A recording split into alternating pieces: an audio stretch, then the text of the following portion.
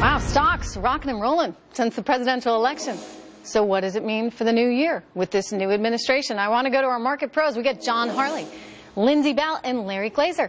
Good to see all you guys. Larry, starting with you. I mean, lower taxes, less regulation. It kind of seems like one of those Econ 101 things in terms of hopefully generating growth for our economy. If it does, what does it mean for these markets? Sure. Look, Trump has a very, very ambitious first 100-day agenda, and that's what's getting priced into this market. And for many, the holidays are all about miracles. We don't need a miracle this holiday season, but we need a big and a bold pro-growth tax reform policy to keep this market moving, because that's what priced in. If you don't get that, you're going to see disappointment in the market. It's a good point. That eggnog wears off. You could get a hangover in January, and that's what I worry about, Trish. You know, John, the market's always running in anticipation of something. Certainly they got something very wrong, and the market mostly thought Hillary Clinton was going to win. They were wrong on that one. Let's hope they're right on this one, in that they are anticipating that there will be growth, but it is dependent, as Larry points out, on this tax reform. And, you know, we were just saying there are many different ways this could go. It may not be as big as some people are hoping for. What would that do to the market? Well, I think that we should, at some level, temper our expectations on how quickly pro-growth economic policies and a pro-growth tax plan could be rolled out. I think that a number of regulatory changes can be made pretty immediately in January, but you have to remember, with respect to tax reform, that's going to have to be debated. It's going to have to be debated in Congress, and it will be signed by the president. That could take a number of months, and then actually implementing it takes time. So I think that in terms of the time frame of changes, that may not really happen until really 2018 and 2019. Steve Moore would take offense to that. He just told us it was going to happen hopefully in the first 150 days. So if it doesn't happen right away, and you're advising people to temper their expectations, Lindsay, how's the market going to react to that?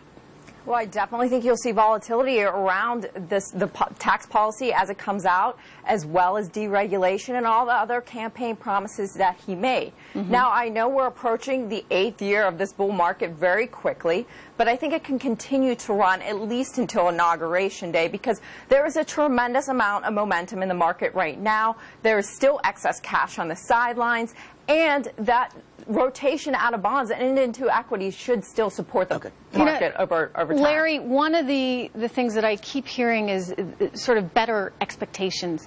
People are feeling more positive about things. How much does that count in the market?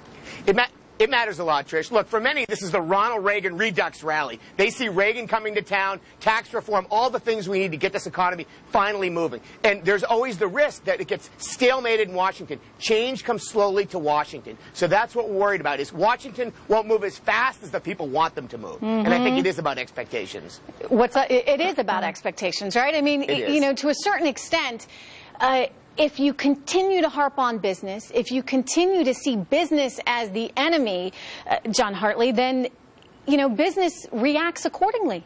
And CEOs become increasingly nervous when it comes to getting money into the economy and getting it to start working for them. And so now there's an opportunity. There's an opportunity for that to change, in part maybe because this is a guy who comes from business himself.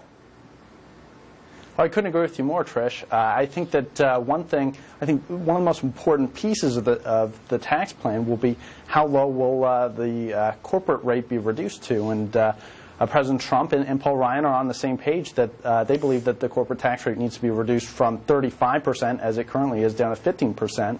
Currently, we have the highest corporate tax rate in the OECD, and we've seen tax inversions over the past few years of companies leaving the U.S., taking jobs and tax dollars with them.